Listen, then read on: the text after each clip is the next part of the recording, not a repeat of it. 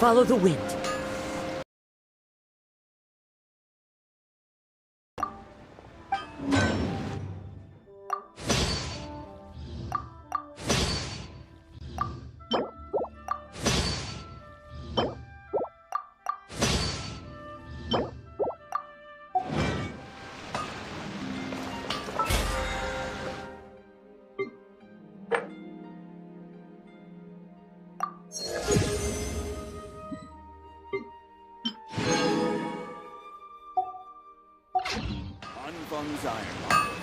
Here.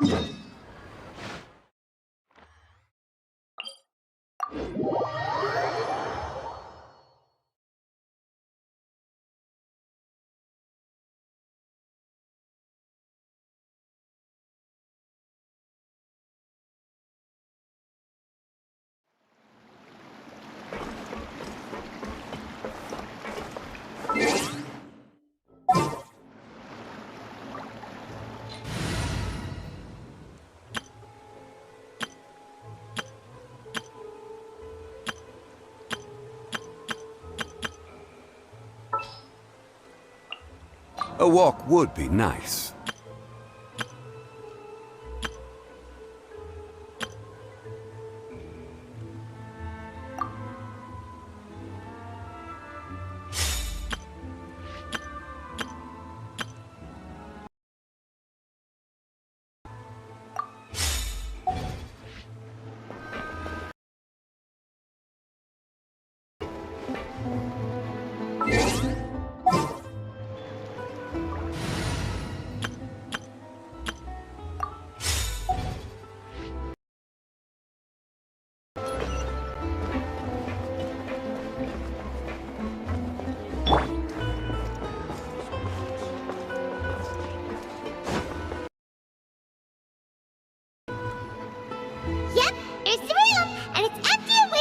As promised!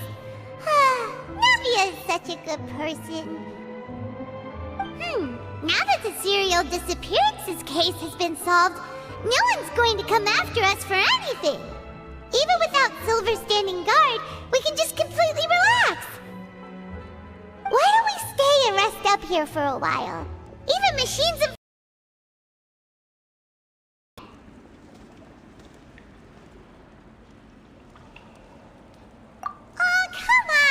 place isn't that bad. Besides, how often do we get to stay in an actual base? Oh, fine.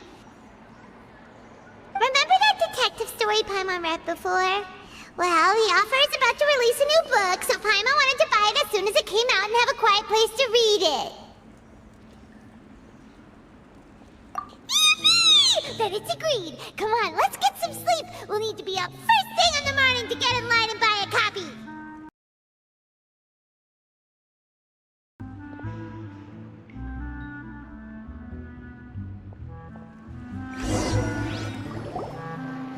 Paimon didn't expect that style at all.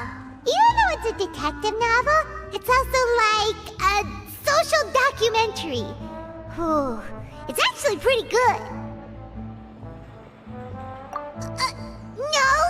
Paimon just spends a bit more time sleeping than you, that's all! Excuse me, but do you know if the Traveler and Paimon are lodging here? Huh? Who are you? Paimon doesn't recall seeing you before. Wait, you're not here to give us trouble, are you? A blonde traveler and a chatty little fairy. Phew, looks like I found the place. Good thing I asked the Spina di Rosula. Seems they sent me the right way. Hey, what do you mean by chatty? Paimon's always careful not to talk too much. Most of the time, anyway.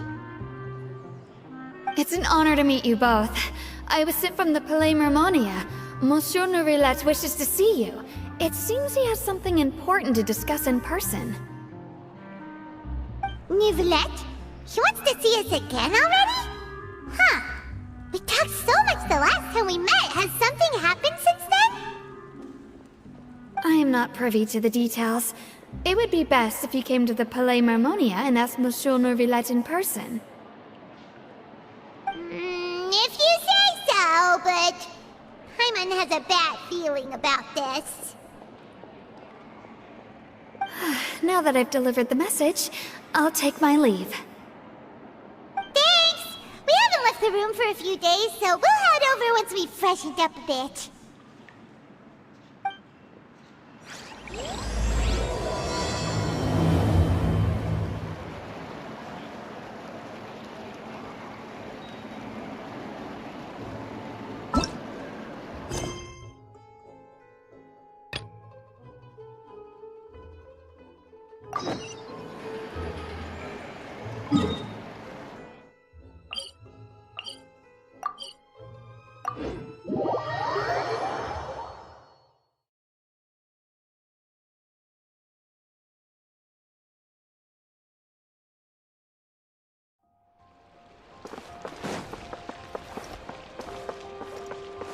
Time to go.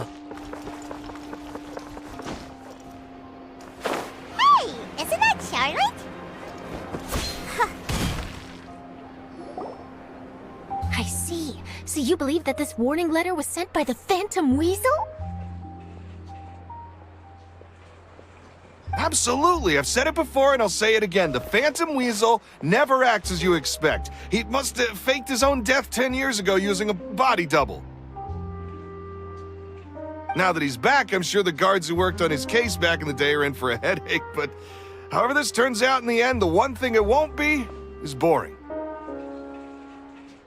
Couldn't agree more. As a journalist, I'm gonna get a lot of mileage out of this one.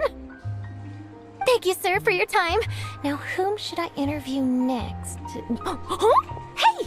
What a coincidence! Fancy meeting you here. Perfect timing. So, the Phantom Weasel's latest warning letter. What are your thoughts? Yeah, this is the first time we're hearing of this one. Could you clue us in? Huh? Oh, sorry. Yes, this case is from a decade ago. I guess you wouldn't know about it. Well, not to worry. You're in good hands because I'm a professional. The story goes like this. 10 or so years ago, a phantom thief became active in the court of Fontaine. Known only as the Weasel, nobody knew his true identity, and the authorities never managed to catch him. Wow, cool! He sounds like one of those mysterious night burglars that you read about in novels. Precisely. Well, except the part where they actually have a good reputation. Our Weasel targeted whatever people held dear, and no one was safe from his predations. He would just as soon steal a necklace from a rich merchant's safe as he would a toy doll given to a commoner child for their birthday. I know. The phantom thieves you read about in novels rob the rich to pay the poor, but this guy did not discriminate. Unsurprisingly, this didn't work wonders for his public reputation. Every man and his dog wanted to see him behind bars. Yeesh. So, did they catch him? Not exactly. There's a good chance that the Weasel would still be at large to this day if it hadn't been for an accident 10 years ago. A magician named Caesar fell to his death in a botched high-altitude escape performance. When the police went through his personal effects, they found a hoard of stolen loot and gadgets used for criminal activities. And that was how the Phantom Weasel's identity was revealed to all. Sure enough, thefts in Fontaine went down after Caesar's death. But today, 10 years on, the notorious thief has once again issued one of his warning letters and pasted it on the gate of the Opera Epiclese for all to see. I had to squeeze through the crowd this morning to get a photo as soon as I heard. Here, it's this one.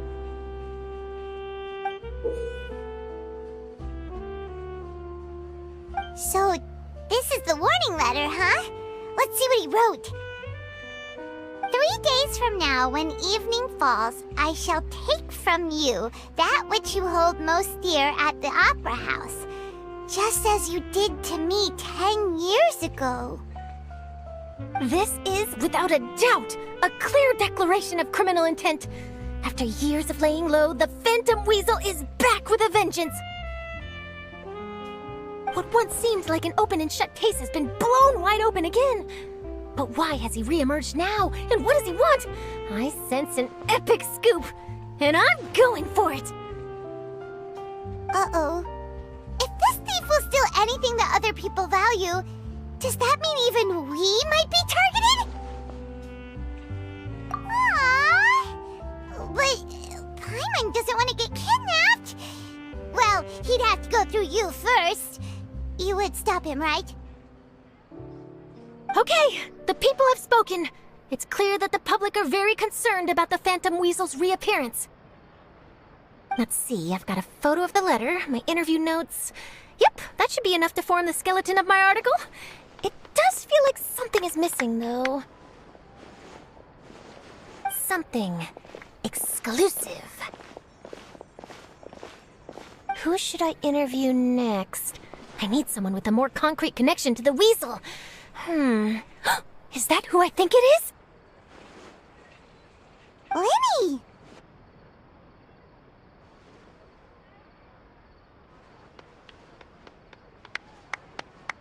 Magic, magician, Caesar! The Phantom Weasel! That's it! Let's go interview Lenny! You see, the original Phantom Thief Caesar was a magician too! And what do Phantom Thieves and magicians have in common? They both have an air of mystery about them. Perhaps there's a connection there. Are you serious? What sort of a deduction is that? Oh, relax! My journalistic instinct tells me that an exclusive news story is beckoning. Let's go! No time for delay!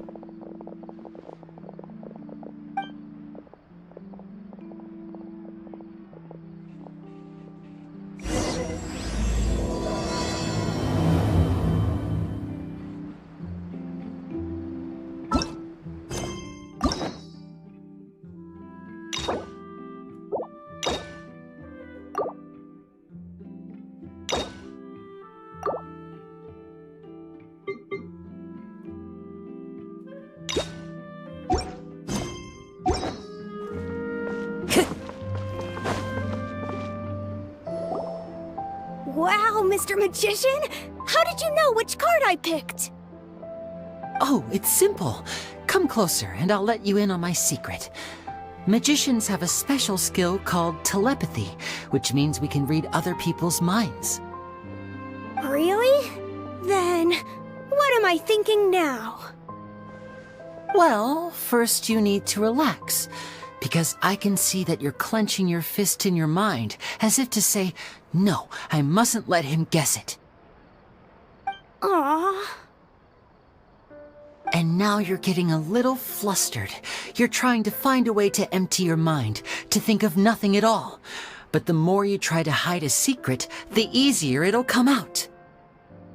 You snuck out from home today, didn't you? You told your family a little lie so you could come out and play. Now, that's not a good habit.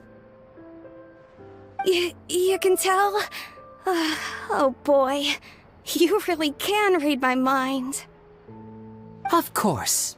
Oh, and that's the end of my performance. You should really be heading home. Remember to apologize to your family, all right? They must be worried about you. All right, got it. Bye, Mr. Magician.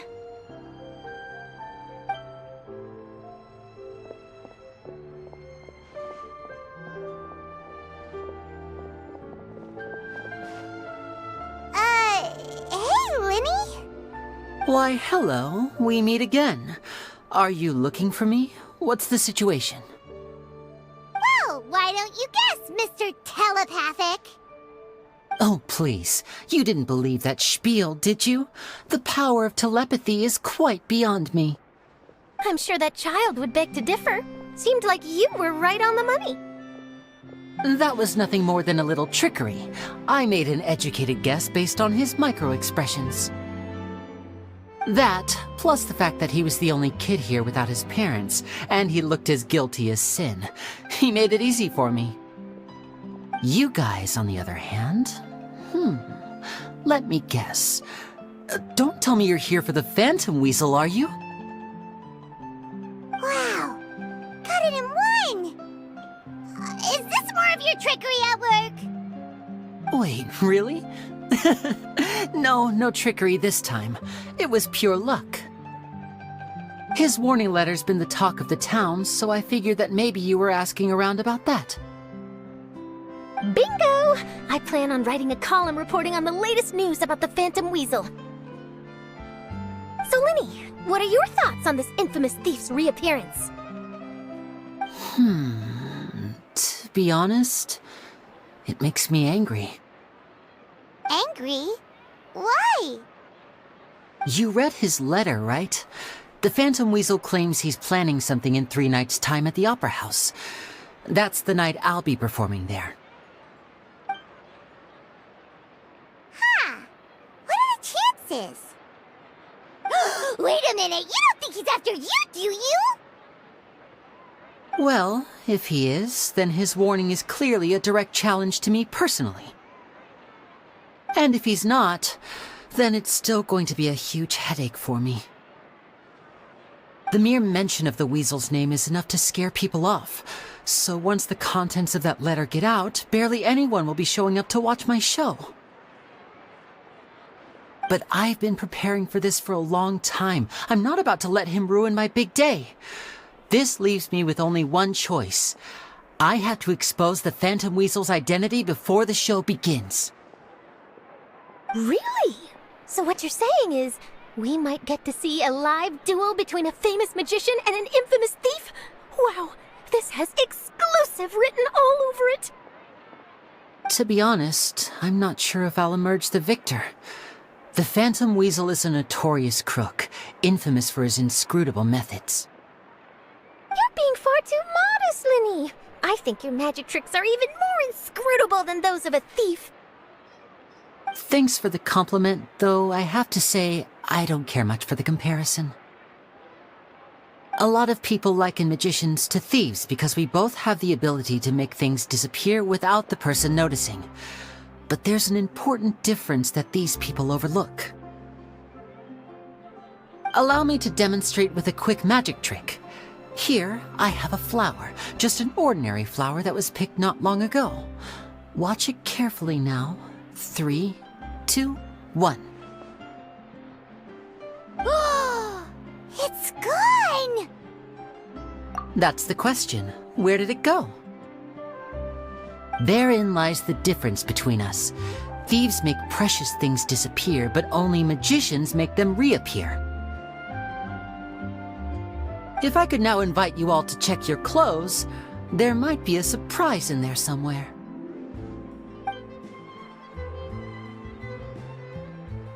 A surprise? Let me see!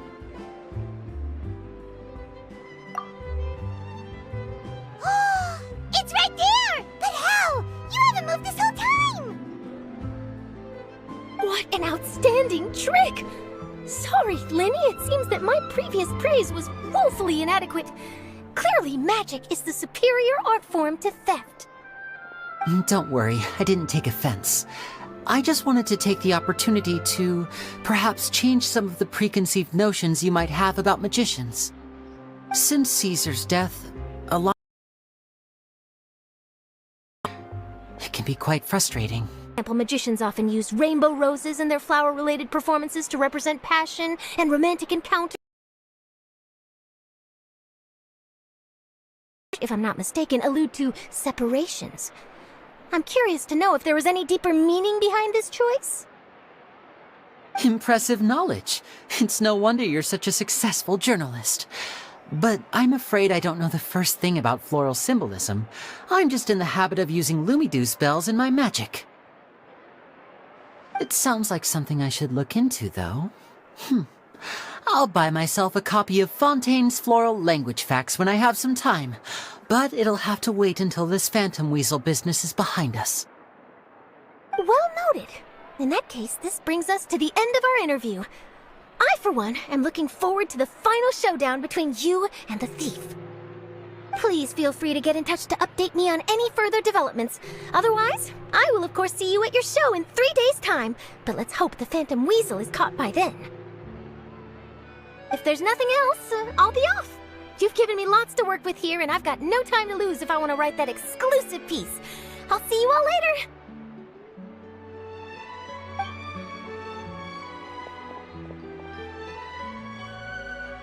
So, Lenny, are you gonna tell us how you did that flower trick now? I'm afraid that's my little secret. Aww. Well, magicians are entitled to their secrets. But Paimon's really itching to know how it's done. You feel it too, right? So itchy! Not so itchy then, huh? Well, since you're so concerned, how would you like to serve as my temporary magician's assistants and help me investigate? Magician's assistants? Oh, that sounds fun! Assistants are technically magicians too! Also, it'll bring us one step closer to figuring out how that darn trick is done! Shall we go for it? Excellent. Thank you for putting your trust in moi. The first thing we need to look into is who Caesar really was. If he truly was the Phantom Weasel, that means that the weasel is dead, and whoever wrote this warning letter is just a copycat criminal. But if he wasn't the weasel? Well, that'll make things more interesting.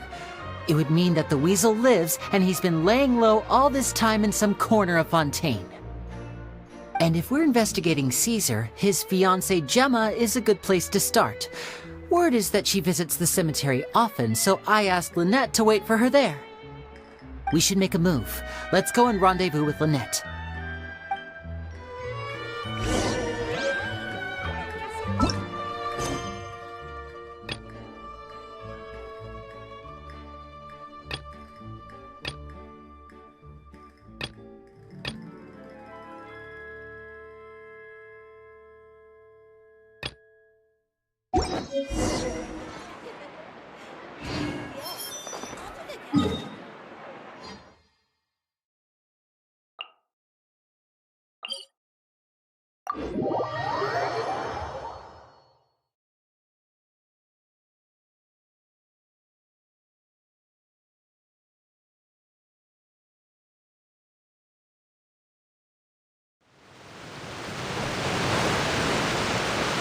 The wind knows me.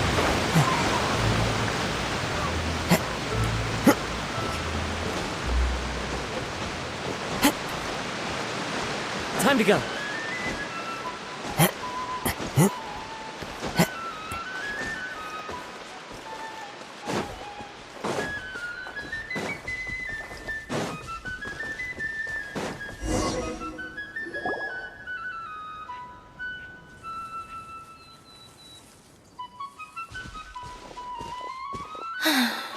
You took your time. Sorry, I bumped into the Traveler and Charlotte en route, and we ended up chatting for a while. It's been a while, Lynette! In the investigation of the Phantom Weasel. Thank you. It's good to have you helping. So, what's the situation? Have you seen Gemma? Nope. I've been here a while, and she still hasn't shown up. How bizarre. Maybe it was bad intel. Well, we won't get anywhere by standing around waiting. Traveler, Paimon, let's go ask around.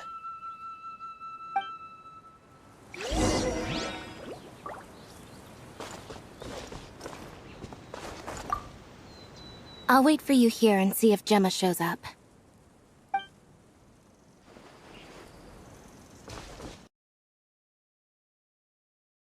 Excuse me, good sir. Do you by any chance know a Gemma? Gemma? You mean Caesar's fiancée? Sure I do. What's this about? I'm just trying to get a hold of her because I need her help with something. I heard she comes here a lot. Yeah, she does. Poor thing. It's no secret why, either. She's heartsick. Ever since Caesar passed away, coming here once every week to clean his grave. Lost in thought. Sometimes I asked her what she was doing once. She said she wanted to speak to him again. On and can't hear her from the grave, but she just likes to spend time there, telling her fiancé all about how her life is going. And she's been doing this ever since Caesar passed away? Oh. I'll bet. Caesar's reputation fell apart after his identity was revealed, so no one else visits his grave. Gemma's the only one who still thinks about him after all these years. I don't know if the mind lives on in the waters after death, but I'm sure Caesar must be grateful to have someone who remembers him fondly. If I'm honest, I think this is all He was a low-life crook. He doesn't deserve someone like her. Anyway, all of that said, she's running later than usual today. Normally, she'd be sitting in front of his grave by now. I wonder if she's okay. Well, that's everything I know, I'm afraid. You might have more luck asking some other people. All right, well, thanks for sharing all of this with us. You're welcome. I just hope she'll be able to move on one day.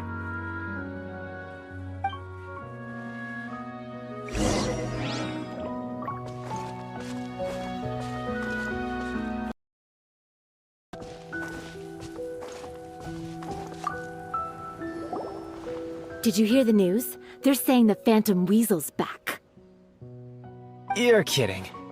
Wait, isn't he dead? All sorts of news flying around nowadays. I can never tell what's true and what isn't.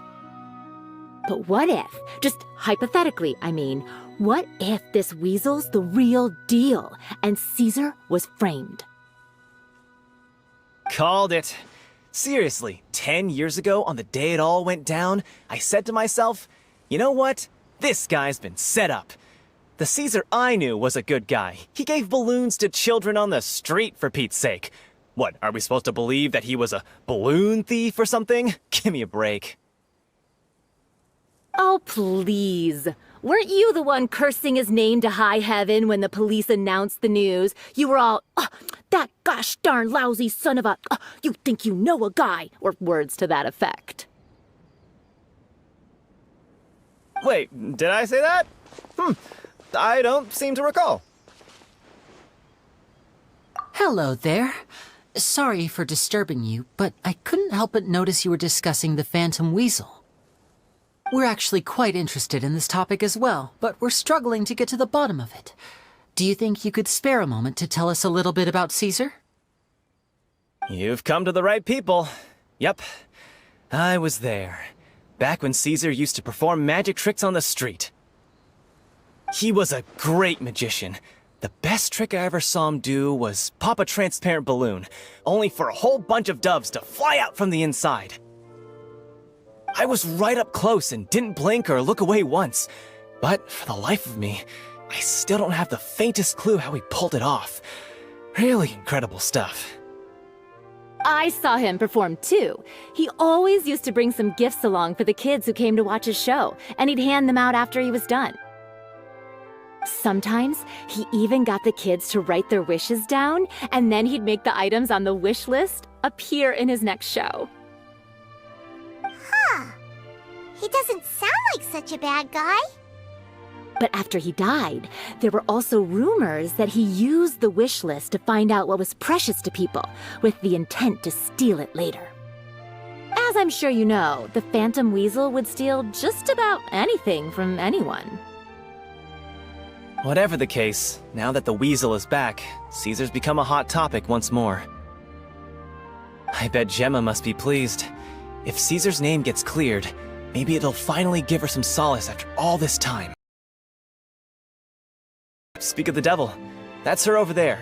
If you've got any more questions about Caesar, she's definitely the one to ask. So that's Gemma. Is it just Paimon, or does it look like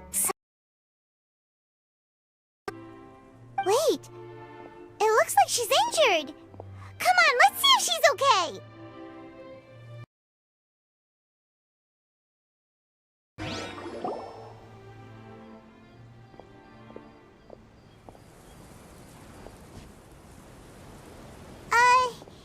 Hi there. You're Gemma, right?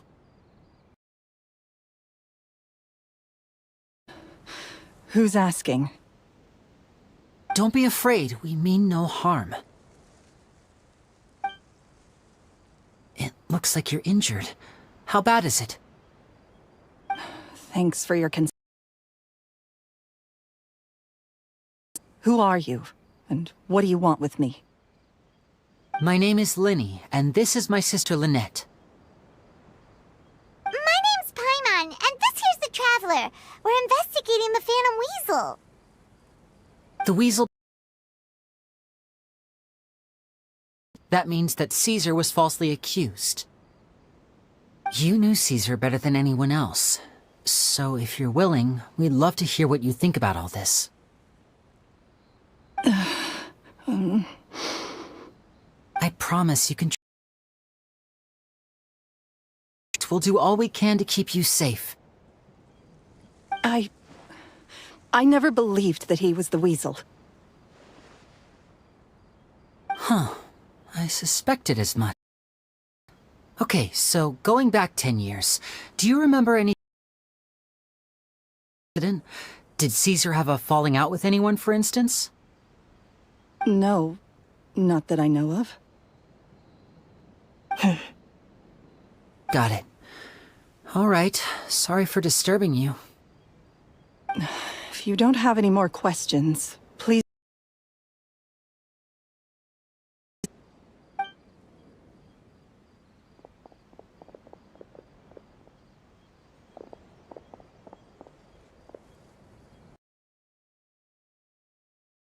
At least something fishy about her. She's lying. She definitely knows something. That's fair. We're just a bunch of strangers who showed up and started questioning her about things that happened a whole decade ago. It makes sense that she'd be wary around us. So let's call it a day. Meet me outside Hotel de Boer tomorrow, and then we'll start the next step of our plan.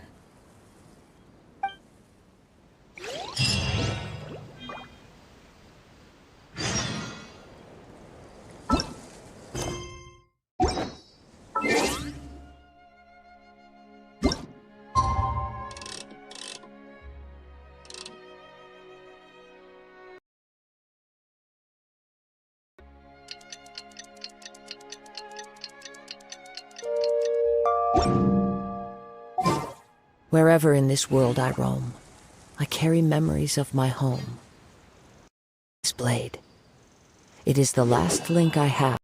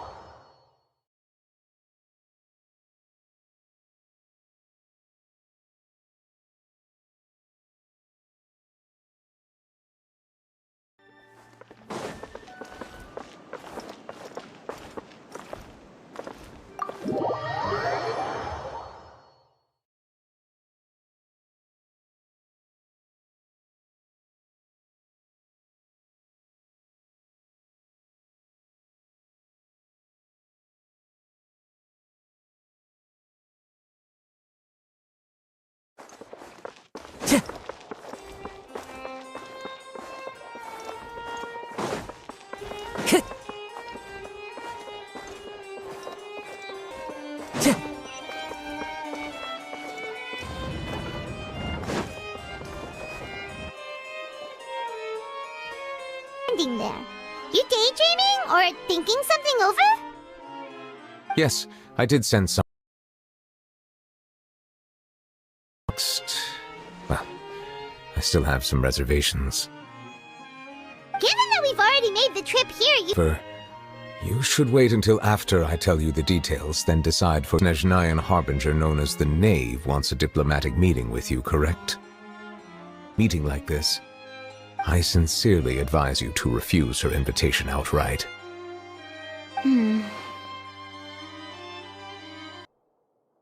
We convicted one of the Snezhnayan Harbingers in a court of law can provide a proper explanation and have a preliminary plan on how to deal with the matter. No. Well, you see, we are the ones that owe an explanation. If we keep putting a meeting, it could easily result in the... Isn't it possible that the friendship could end entirely?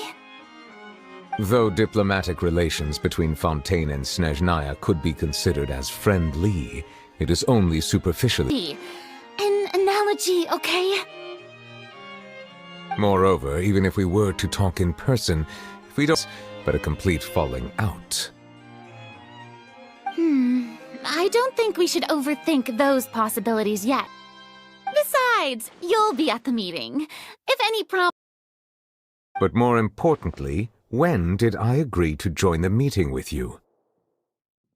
Panini, I must take you with me. Lady Farina, could there be something else regarding this matter that is being kept from me? Justice, who is loved and adored by many.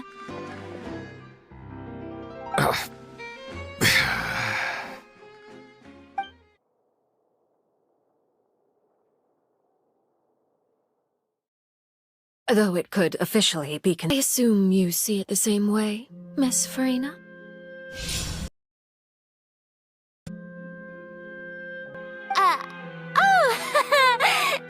Yes, that's right. Just like you said, a tea party. I should thank you for providing the else to join us today. It's a pleasure to meet you, Monsieur Neuvillette. I was born in Fontaine, so naturally, there's no need to introduce the nation's revered Eudex to me. I would like to thank the two of you. I'm often away on business outside of Fontaine, and I'm told my children, Linny and Lynette, were falsely accused by you. Please don't misunderstand.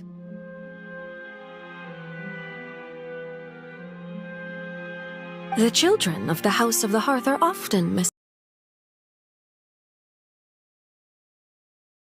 There's no getting around that.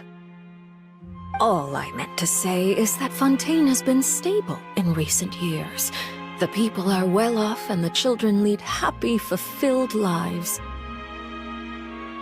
That is worth cherishing. Well, yes. It appears the ever-busy Eudex Neuvillette doesn't wish to waste time with diplomatic pleasantries. As we are both diplomats from Snezhnaya, as well as Fatui Harbingers, child of the issue. So now, in my capacity as his attorney, I request that child be turned over to Snezhnaya. We have... It has already been rendered. We see the case as settled. I apologize for being unable to grant your request. An outright refusal. Very well. I respect all the rules of Fontaine's courts, just as I respect as Chief Justice. Okay. It's not like you couldn't even About that. The fortress of Meropide has always been completely autonomous. Even we have no authority to interfere there, and diplomatic issues do not suffice as an excuse. However, if you absolutely must confirm the situation of the Harbinger, I have a proposal. I didn't even know that Lenny was from the House of the Hearth at the time, so we kinda overlooked that information.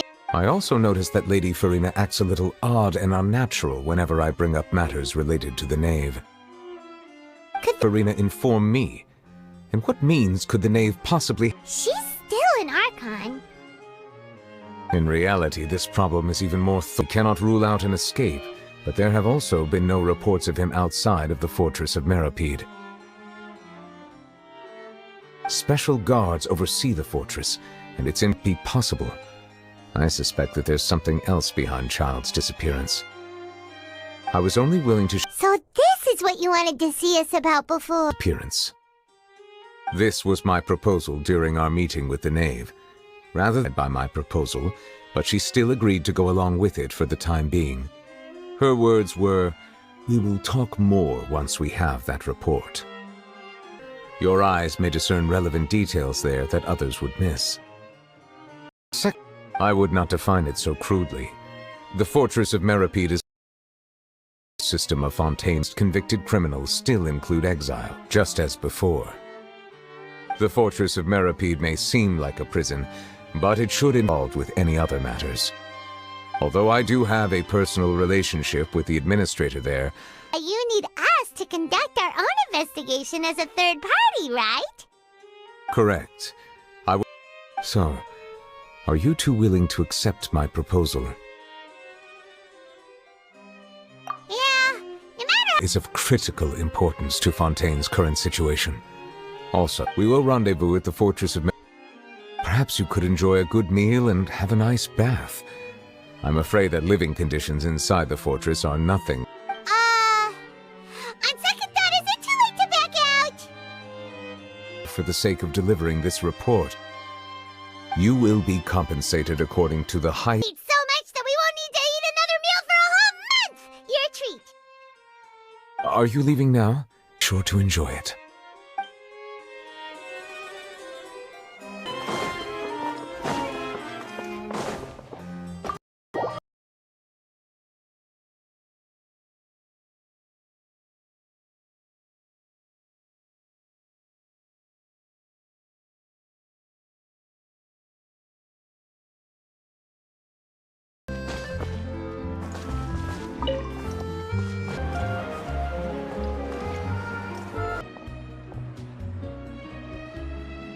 That cake was pretty good, but as soon as my...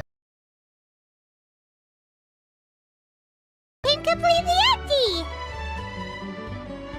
Now that Paimon thinks about it, we've always been super careful ever since we arrived in Fontaine, just to avoid breaking any strange laws here. But here we are, about to willingly send ourselves off to the fortress of Meropide. Maybe this is what they call fate. Let's just try our best to investigate everything quickly once we get there. Paimon doesn't want to stay in prison too long.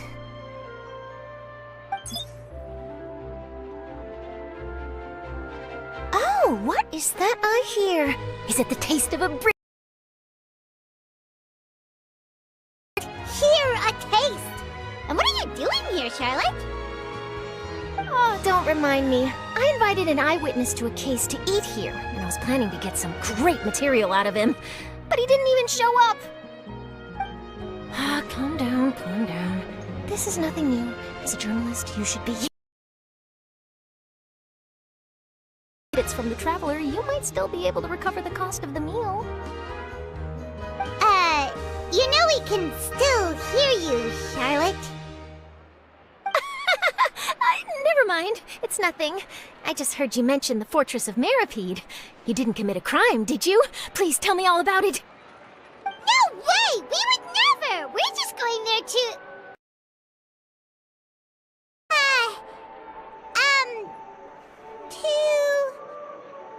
Oh no! Paimon almost forgot that Neuvillette told us to keep it a secret!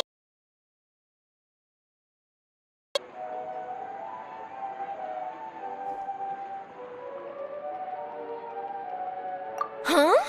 You're being arrested for that?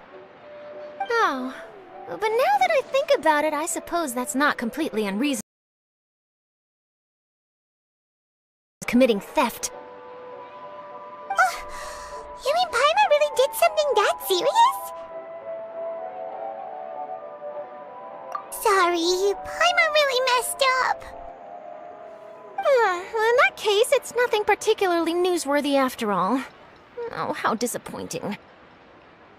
Oh, right. There's still a chance.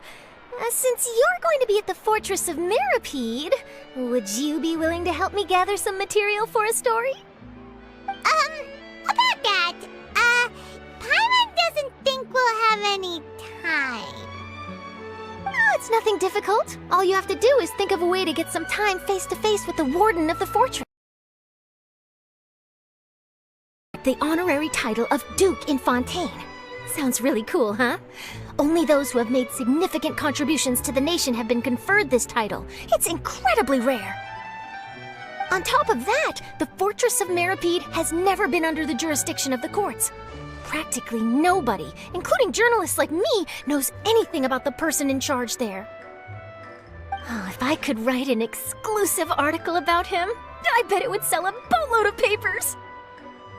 You make it sound easy, but it really depends. Of course, I wouldn't ask you to do it for free, so this meal is on me. Alright, you got a deal. We'll do anything you want. Then it's settled. The food should be here any second, right? Huh? Wait, just how...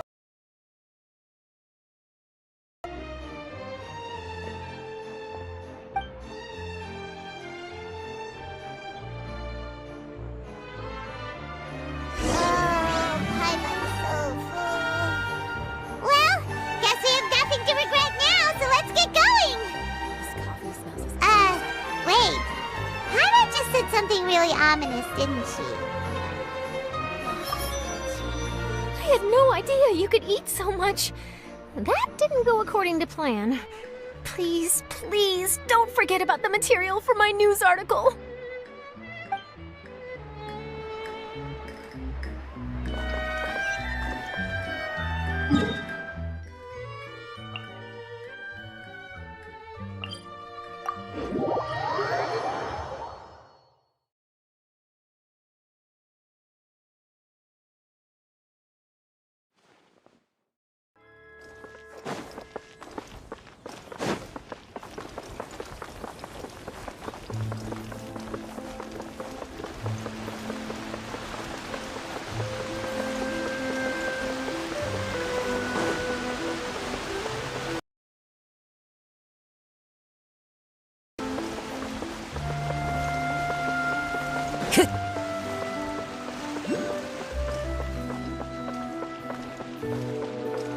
Time to go.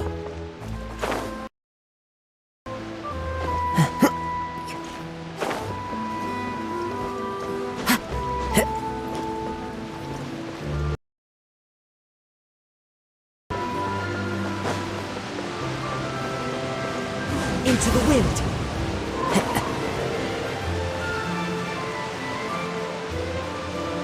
All right, Neverland, we're ready. Is this where the entrance is? You have come just as promised.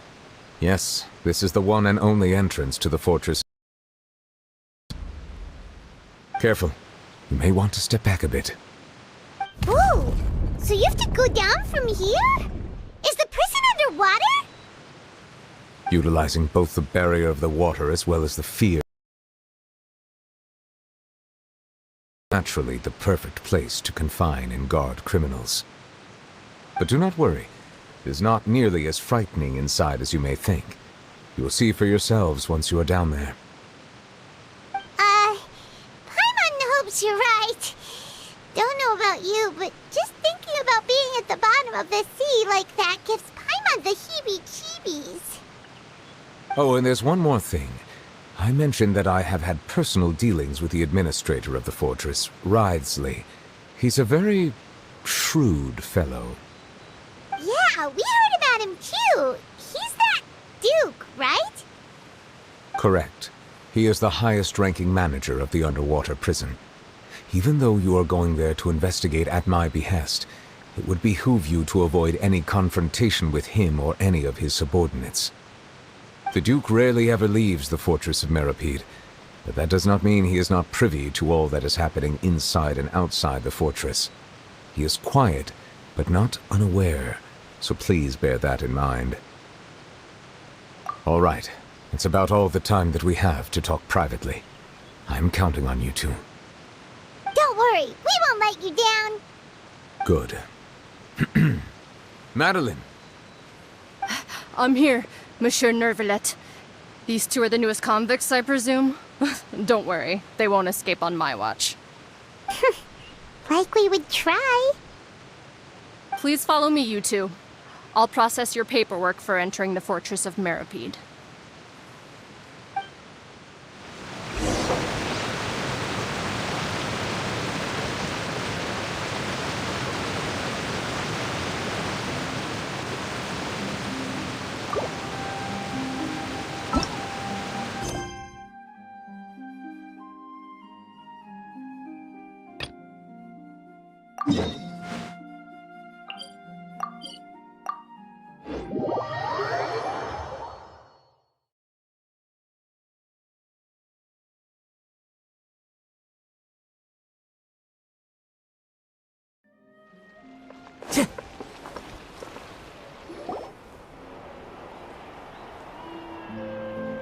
Over here.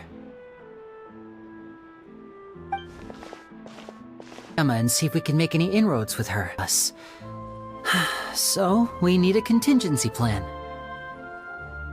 Today, we'll be looking into a guy named privy to all his magic secrets, and he inherited his craft.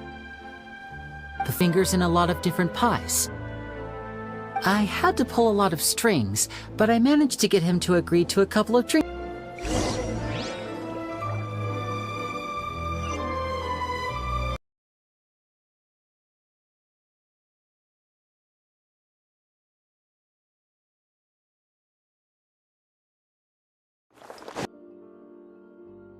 My apologies. These two are my assistants.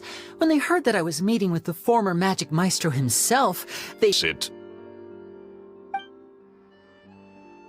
His ego. I only agreed to meet since we're both magicians.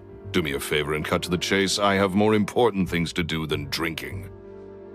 Much house. He claims to be planning something for the same evening that I'm scheduled to do a magic show there. As such, I believe that I may well be his target. I have to get to the bottom— There to investigate. Caesar was— Up. I do concede that a copycat is but one possibility. Possibility? It's a fact, Linny. Look, my favor and quit this investigation. It'll lead you nowhere. Look, if this affects your magic show in any way, I will personally compensate you for any losses. Oh, sir, I'm honored, really. But this isn't about— person has thrown me the gauntlet, and I must meet their challenge head-on. Your pride? It really happened 10 years ago. What would that accomplish? And what do the events of 10 years ago have to do with you, anyway? But your magician's pride? Then you'll forget about Caesar and move on. I know that big, booming voice anywhere. What's up, my man? Wanna grab it? Another day, I'm busy. Oh, come on, young. You gotta learn how to kick back and relax once in a while. If I wanted your— Edmondo. He and I are business pals. We worked together a bunch of times. This is your first— and he wonders why he can't get a girlfriend, despite being— what? From what I hear. Shut up and get out of my face. Another word out of you and you— To drink. All right. I'm gonna leave. Don't work too hard. I guessed. This is in a rather spectacular fashion. Any thoughts? Totally. And what was— She was a little suspicious, but this guy's definitely covering something up. I think so.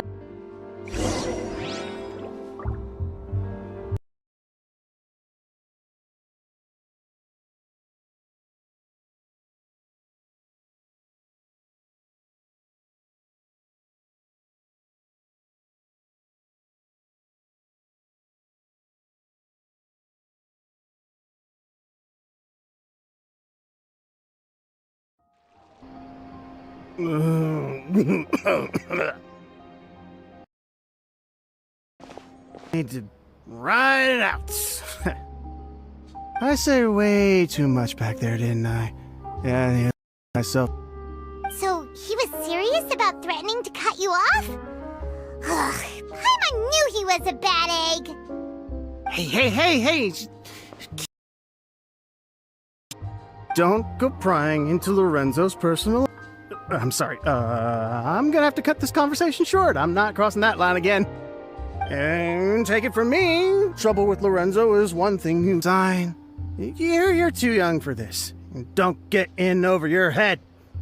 And there he goes.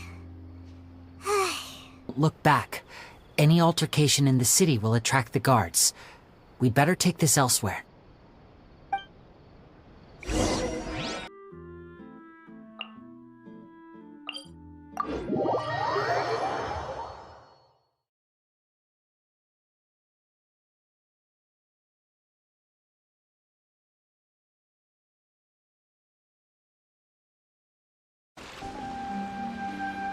You followed us a long way.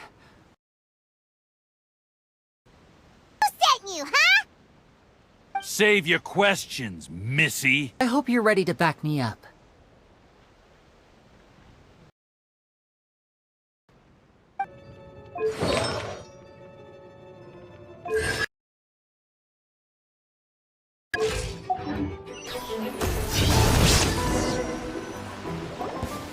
Curses. Come on, let's scram! Wanted to rough us up as a scare tactic, and they've already done it to someone. Because those guys had threatened her. Well, if we can get any information from her.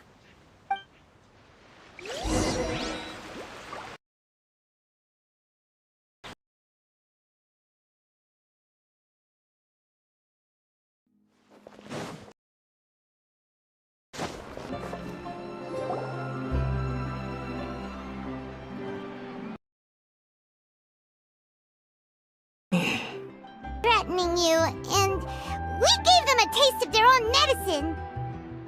So... To you.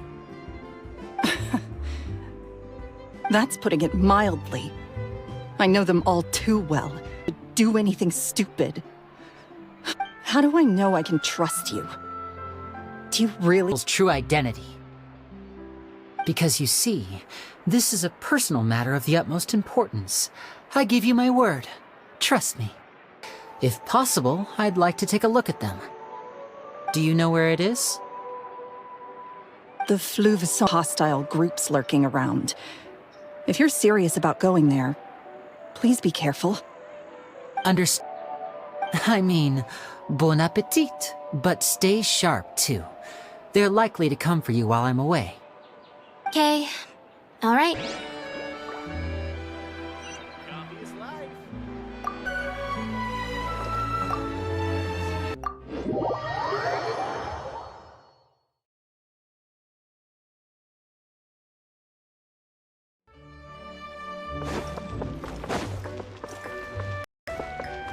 Time to...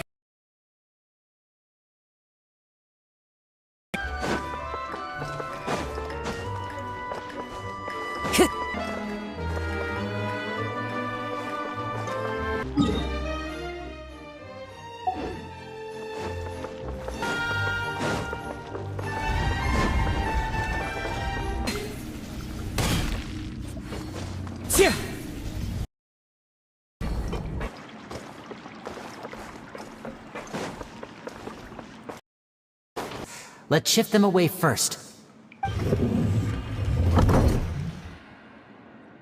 There we go.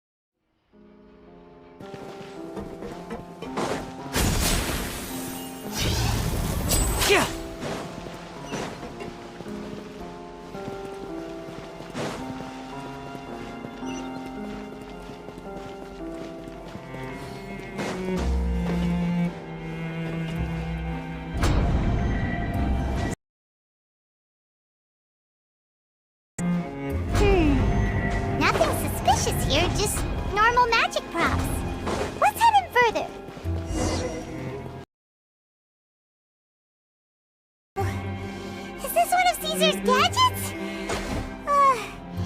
Guess we must have triggered some sort of device.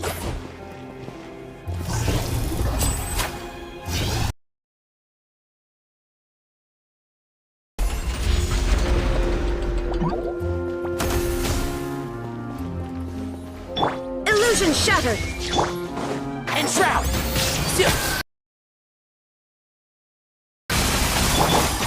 One with nature. Fallen leaves, adorn my night! The wind knows me. Look! The doll in the box is glowing!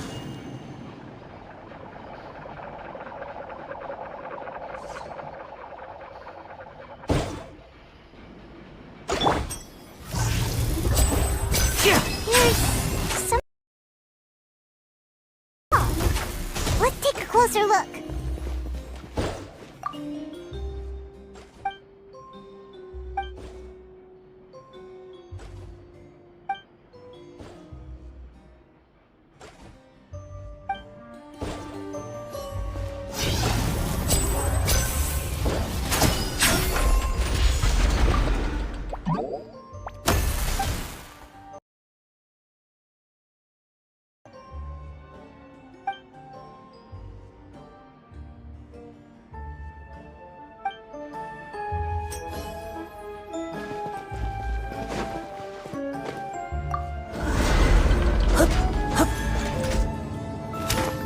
Now disappear!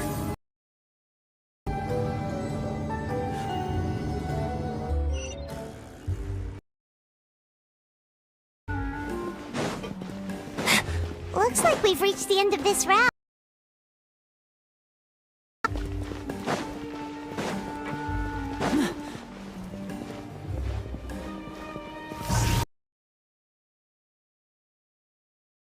Are moving. What do we do? One of them looks different from the rest. Let's investigate. Got it. Where's the... Should be another wish list inside. Let's keep trying.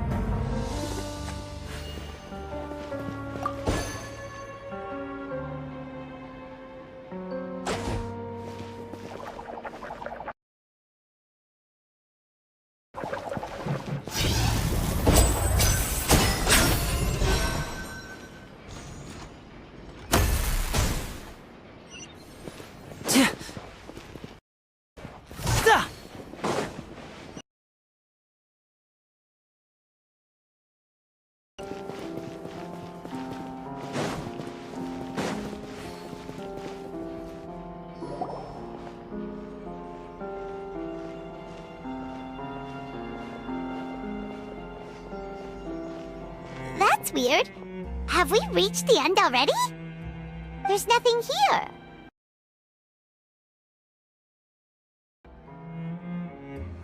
This place seems a little too ordinary for a magician's workshop. There's a distinct lack of mystery. We've triggered quite a few devices on the way here. I'm starting to wonder whether Caesar built this whole place as one big, elaborate magic contraption. If so, then there must be more to this place than meets the eye. Maybe a hidden room somewhere. Aha! If I just move this book, then hopefully... And... presto! A secret passageway! How did you know? I'm a magician too, and apparently great minds really do think alike. Looks pretty big inside. Let's head in and take a look around.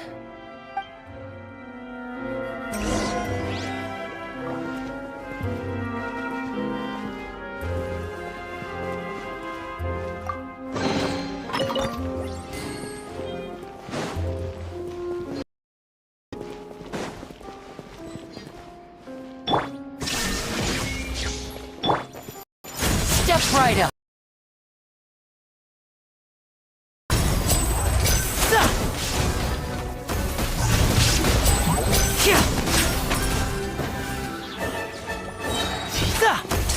Let's get this show on the road!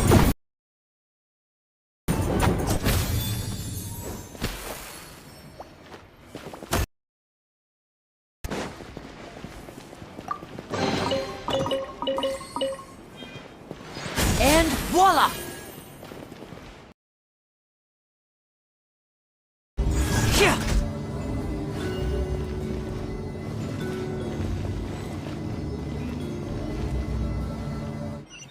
Now disappear!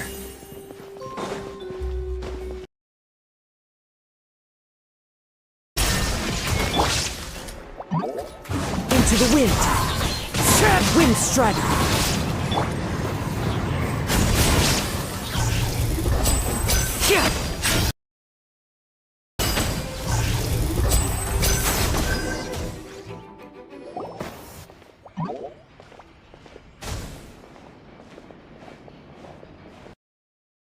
Why have you stopped, Lenny? Is there some device in that box? Huh. It just looks familiar somehow. Let me check this out for a second while you guys go on ahead. If anyone makes a major discovery, let's rendezvous here. All right, see you in a bit!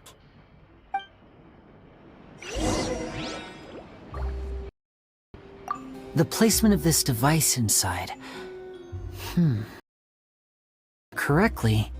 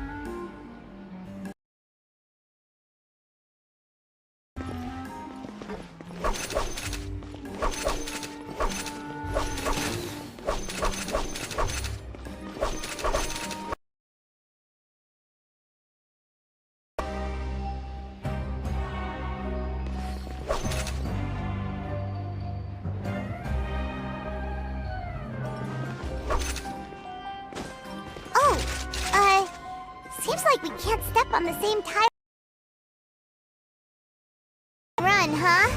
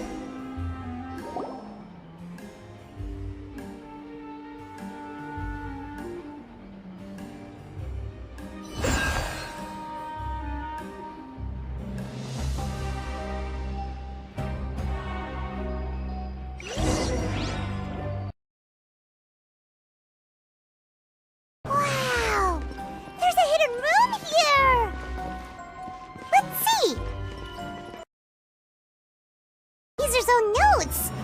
He wrote a lot about the principles of magic. Whew. Much too advanced for Paimon. Diary on the table? This book's thick as a brick! Let's take a peek inside it, shall we?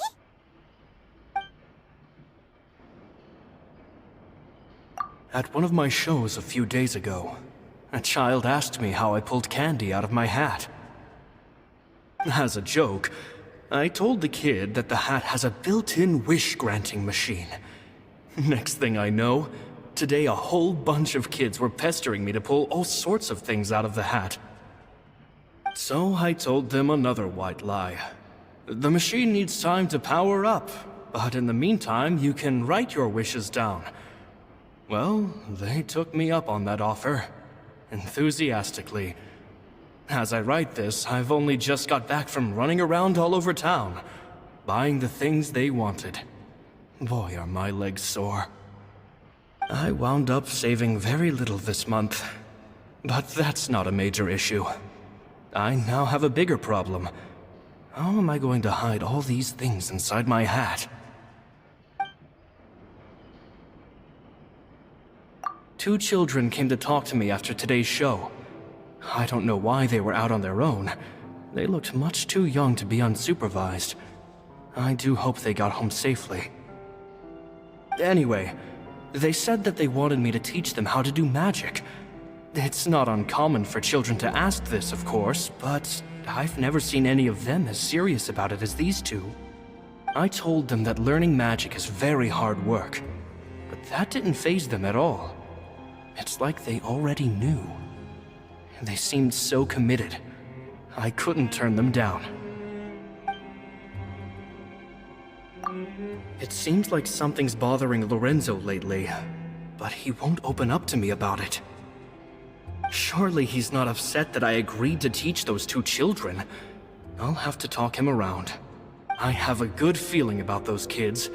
They're naturally talented, and it seems like they're not new to the world of magic. They have all sorts of fantastic ideas. All I'm really doing is helping them develop a more professional standard training plan. They wanted to call me Master, but I told them they absolutely mustn't. Any magician worth their salt could have taught them what I have. They're the geniuses here. Compared to them, I don't deserve to be called any sort of master. With time, I have no doubt that they could become far greater magicians than I. My only concern is why they're so mature for their age. I fear they've had to grow up too fast. I don't dare to imagine what they must have been through. Gemma thinks so too. She doesn't like being around them. Says that their eyes are too piercing. They don't bother me, but then again, I've never been the sharpest tool in the shed. It's nearly time for me to go on tour. I asked the two kids if they'd like to come with me, but they shook their heads. I once overheard them talking about their father and their mission. Sounds like their parents have other plans for them. I guess we'll be parting ways soon. It's only been 10 days since I first met them, but I think that I've gotten a feel for their personalities now. They're very tough, but also very cautious, and they trust no one but each other. This, I fear, is not a good habit to have. They hide things from me too. For example, when I asked them where they live and why they wanted to learn magic, they lied. That's the thing about children.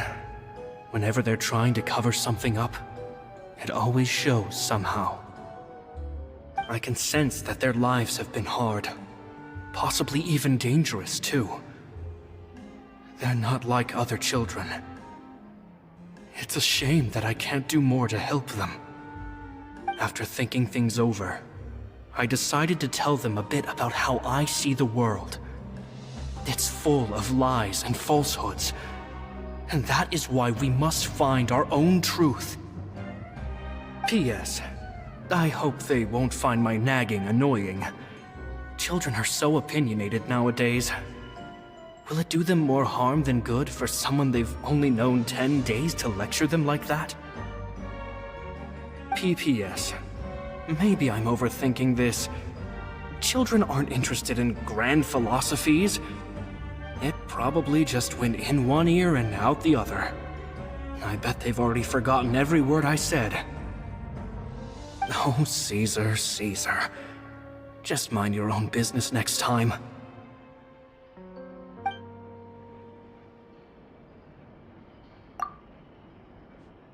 Felt like he was writing about Linny and Lynette, don't you think?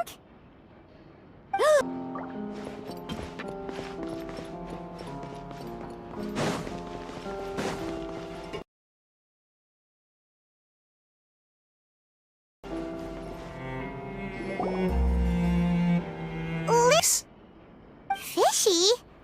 Uh-oh, what have you— The magician slots themselves into a magic box in full view of the audience. The box is then suspended high in the air, and a short while later, the base automatically opens. The real magician, who has by now blended into the crowd, waits for a good moment. Very vivid description. The thing that just happened was some sort of shared illusion. It's opened. Caesar was the one who fell out, and not the dummy.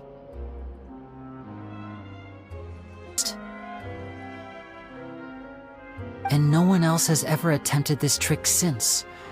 My understanding of how it works is just based on what I could gather from his notes and the relevant gadgets here in his workshop. Sin, but if it's that dangerous, it's probably for the best that no one else—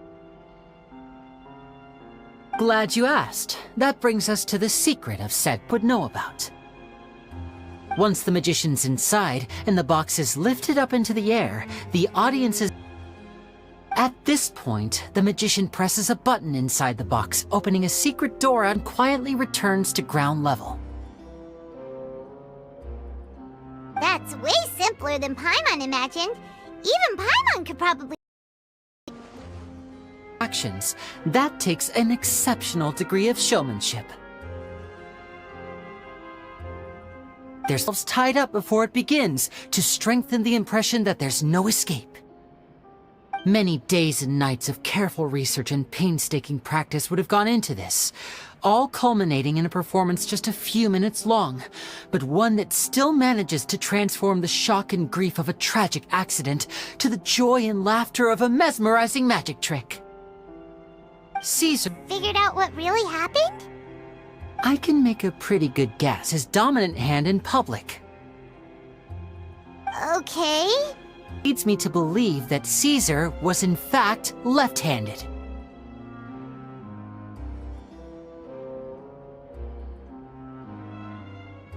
Important details of the task or situation at hand. But a magician needs— The essence of magic is getting people to believe a lie. If even the truth raises eyebrows, the falsehoods become all the more difficult to mask. And so, align with his left hand. That's why he set his gadgets with the mechanism on his left. Exactly the secret door and make a swift escape. But I'm sure he was confident to the point where it was second nature. With his left hand, he reached for the button, and suddenly, his heart skipped a beat. Instinctively, his left hand would keep feeling around for the missing button, maybe for another second or two, and conclude that his death was due to his own error. When in reality, someone switched the— That he was left-handed, and who could move his props around without arousing suspicion. Someone who was always by his side. Isn't that— Do this, you know. Silencing you the hard way just creates more problems for me to deal with. But I gave you your chance. I hoped you'd do what's good for you and back off. Yes, although however stubborn she might be, she was never much of a liability. And make it quick. Nature!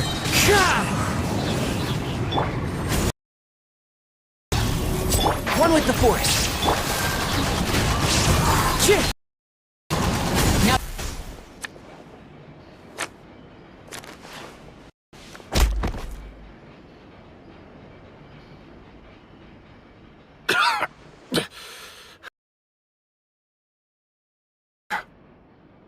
Had enough yet, Lorenzo? Your cronies can't help you now. I think it's high time you started talking. You murder Caesar. If I had a Mora for every time you said that man's name. Of course you idolized Caesar, everyone else did. But I was the real genius magician. Me! He was just an amateur who did cheap tricks for gullible children. I was the one who made magic into the fine art it is today. The aristocrats doffed their hats to me! So it was jealousy. Jealousy. Hatred, more like. I hated Caesar. All he cared about was his magic. He lived and breathed it. He poured everything into his street performances and his stupid tours like it was just a hobby to him, never bothering to think about Mora. What sort of fool devotes their life to the art of deception and never has a Mora to show for it? But the people loved him, didn't they? Oh, how they looked up to him. No one gave me a second look. All I ever heard was, "Oh, your master's amazing, isn't he?" Amazing. Yeah, so amazing that he was completely broke. Every other apprentice was living it up at their master's expense, but no, not me. I put in all the work, mastered all the skills, and it brought me nothing more than the life I already had. He forbade me from using magic to trick people out of their Mora. There was nothing he hated more than that. And with his reputation in Fontaine, it was too risky for me to go it alone. As long as he was alive, if I dabbled in my own brand of money-making magic, he would expose me, and it would destroy me. I had to kill him. There was no other way. He had to go.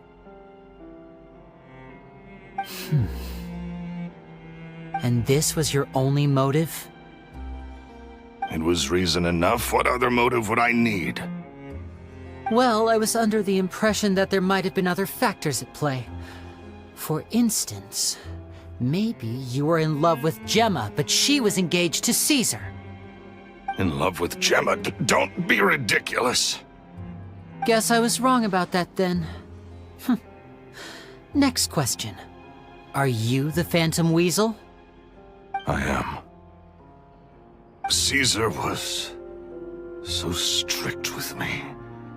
He insisted that his way was the right way, that the sole purpose of magic was to bring joy to the world.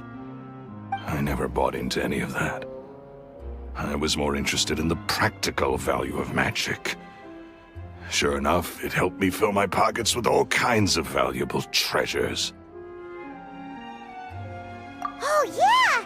Charlotte told us that the weasel would steal whatever people valued, no matter how much it was worth. That's just how it looked from the outside. What would any thief want with second-rate loot? I've only ever targeted high-value items. I stole cheap things as a way of practicing my craft. It was other people's overactive imaginations that conjured up the preposterous image they then dubbed the Phantom Weasel. So, that's the story, huh? Well, I hope you're ready to tell it all over again during your trial. What choice do I have? You're a pack of wolves, and you've got me between your jaws. You've seen what's here, and my last-ditch effort to stop it getting out has failed. What else can I do? So be it. I've enjoyed power and wealth for the last 10 years, the likes of which Caesar could never give me. I wouldn't choose for things to end this way, but I regret nothing. Very well. In that case, I'll contact the guards. Traveler, Paimon, keep an eye on Lorenzo for me. I'll meet you just outside the workshop when I'm back.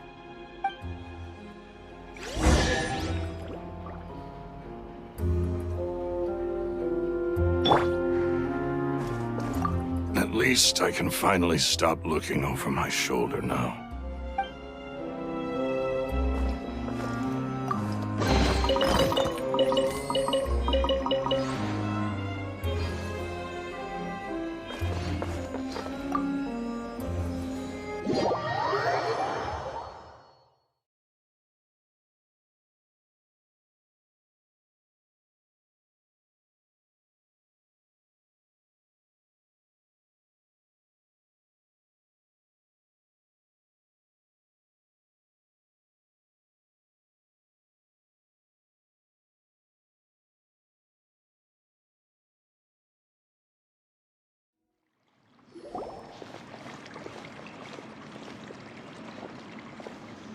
Lily has told me the whole story.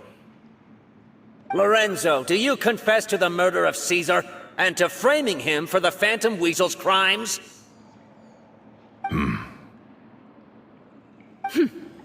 Look who's finally developed a conscience. What kind of disciple murders their own master? I hope it was worth it, because there'll be hell to pay.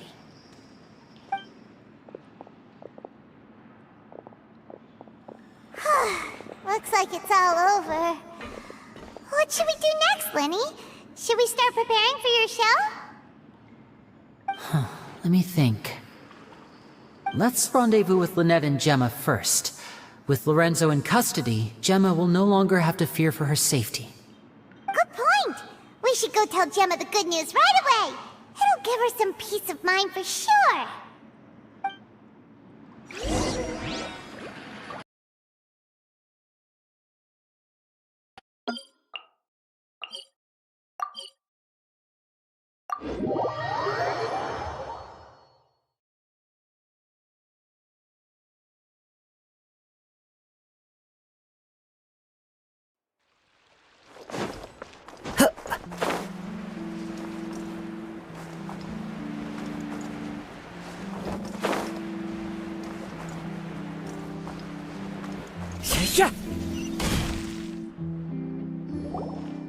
Ah, you're back. You were so quick. I've only just finished my third dessert. Your third? Lynette, come on, we've talked about this. Everything in moderation. You're not gonna have any room left for dinner now. It's fine. I'll shift to exercise mode and jog off the excess sugar. That's besides the point. Well, it's done now, but try to eat a more balanced diet in the future. Point taken. Did everything go okay? Of course! Lorenzo was no match for us. The guards are taking him into custody as we speak. Gosh, that's amazing.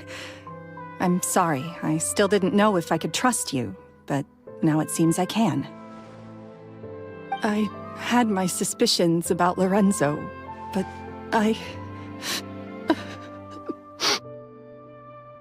It's okay, we understand. He did threaten you. Paimon would find it hard to trust strangers in your position too. But you don't need to be scared anymore. Everything's gonna be okay. sorry. Sorry. My emotions are all over the place right now. I've been waiting for this day to come for so long. I always wanted to report Lorenzo. He took all of Caesar's property, which I found suspicious, but I had people watching me all the time, so I couldn't risk looking into it. I was so afraid. I was scared he'd do something terrible to me, and then no one would be left to visit Caesar's grave. So I never had the courage to speak out. Thank you all. Truly. Thank you so much.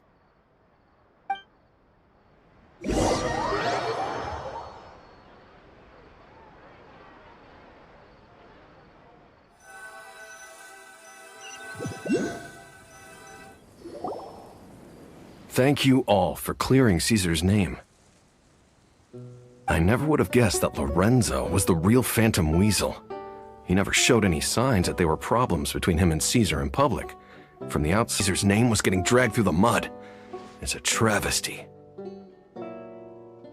If only I'd realized before it was too late. Feeling guilty.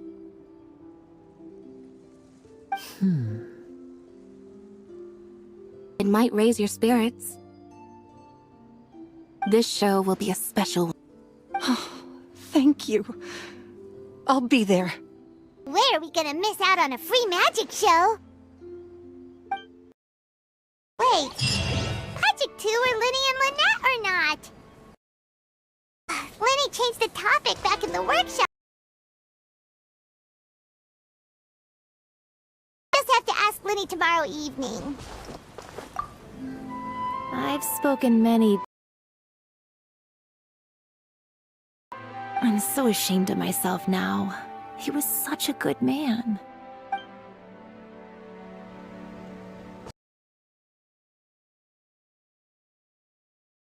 Gemma all this time. He comes around here sometimes. Not to clean Caesar's grave, though. He just stands off to the side and watches Gemma from a distance. She must have known, but she never asked him to leave. I wonder why that is.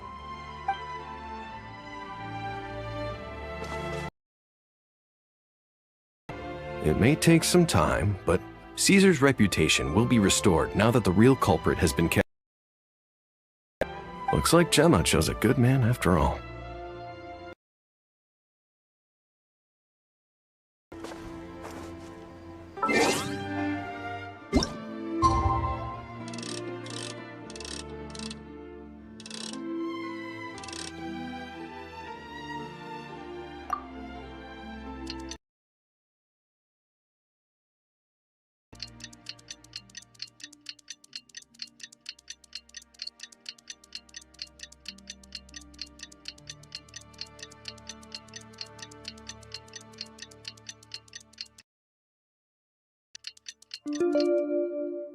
This scene really is wonderful. Sure, to convince anyone to become.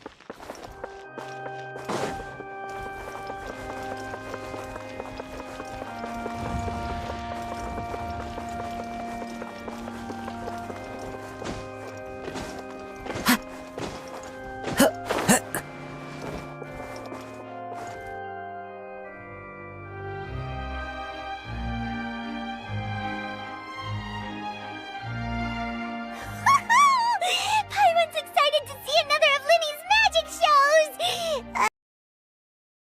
Lynette, shouldn't you be on stage by now? Not this time. My brother's going solo today. So, I'll be watching with you. Good evening, ladies. I hope everybody's ready because the show is about to begin. The great magician Linny has prepared a spectacular show for us all tonight, concluding with an all-new grand finale that no audience has ever seen before. Wow! A new trick! Thank you all so much for coming. Now, prepare to join me on a journey through the mystical and miraculous.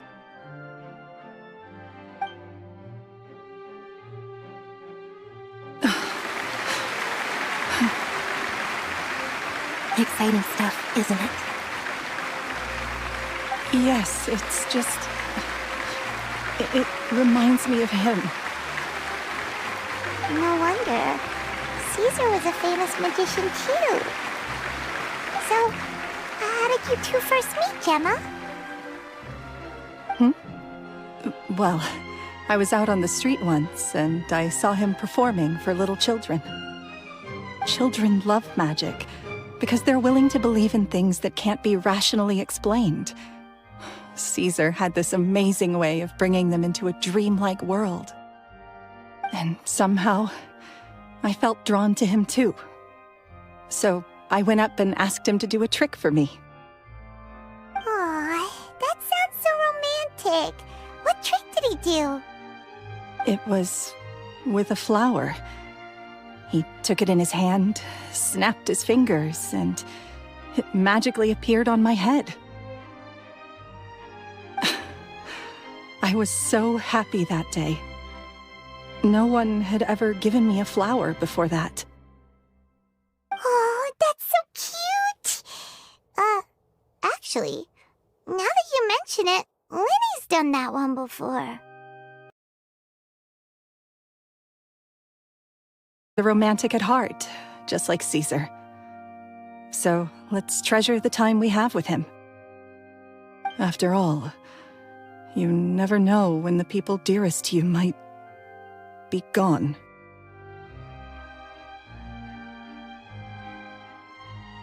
That's right. It's all over now. Paimon doesn't really know how to comfort you, but at the very least, no one's gonna be intimidating you from now on. You can breathe easy at last, right? Right. Yes, you can breathe easy now, Phantom Weasel. See? Even Lynette says... Wait, what? The Phantom Weasel? Lorenzo escaped? Where is he? Phantom Weasel. As Linny once said, a performer's job is to commit fully to their role and put on a flawless performance for their audience. But once the bag of tricks is empty and the curtain falls, it's time to end the show. The spotlight is no place for someone with no more cards up their sleeve. It's been 10 years, Gemma. Aren't you tired of the grieving widow act? I think it's time to put an end to it. What are you talking about?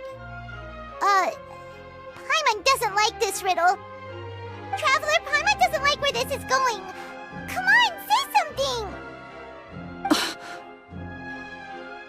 Ladies and gentlemen, I hope you're all enjoying the performance so far.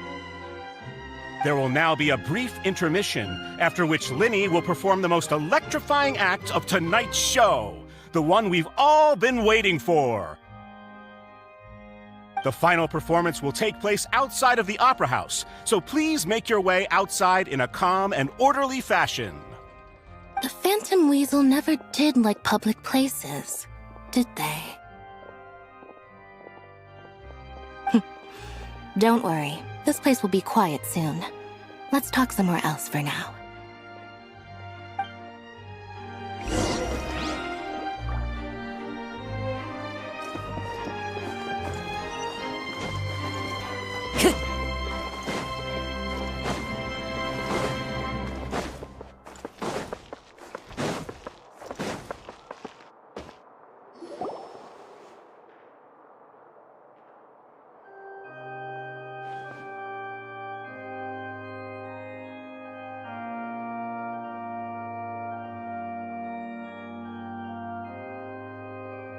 Dear me, this is awkward, isn't it? And unfortunately, I'm all out of gadgets, so I'm afraid I can't do any tricks to liven up the mood.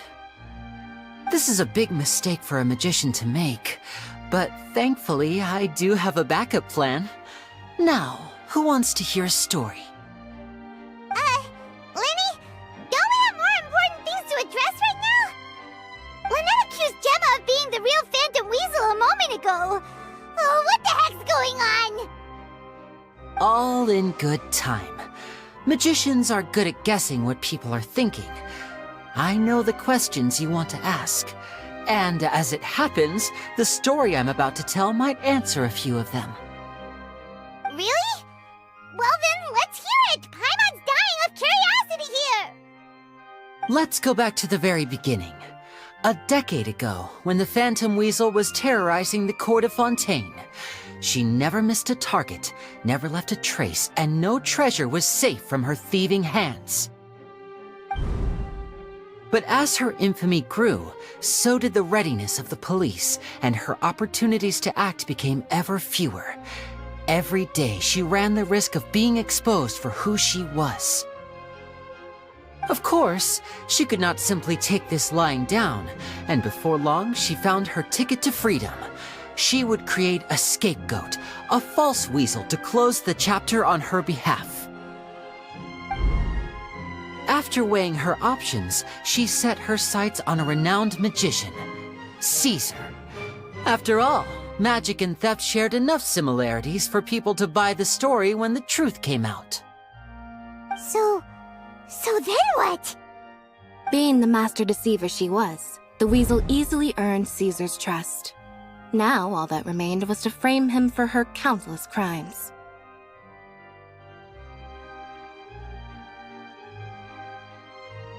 But as she was considering how to make her move, she noticed Caesar's aggrieved pupil, and a new thought entered her mind. Maybe I don't need to get my hands dirty after all.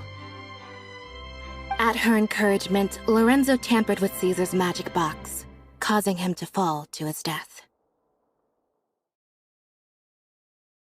Afterwards, Lorenzo seized his master's property, and the weasel set about tarnishing Caesar's reputation.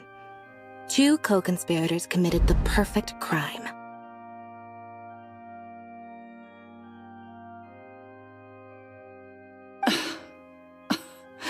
I've got to hand it to you. You're both exceptional storytellers.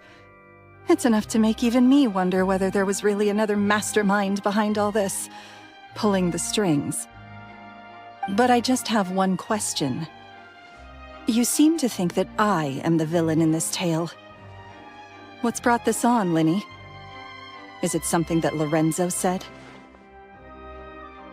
Don't worry, Lorenzo said nothing at all.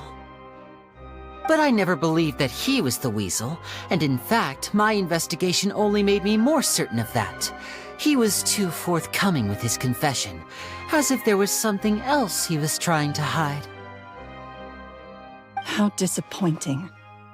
So you'd sooner trust Lorenzo than me, even without a shred of evidence? A magician is an expert at playing the audience to get the result they want, and I have no doubt that you, Gemma, are equally talented in this regard. With a little help from Lorenzo, you put on a very convincing performance.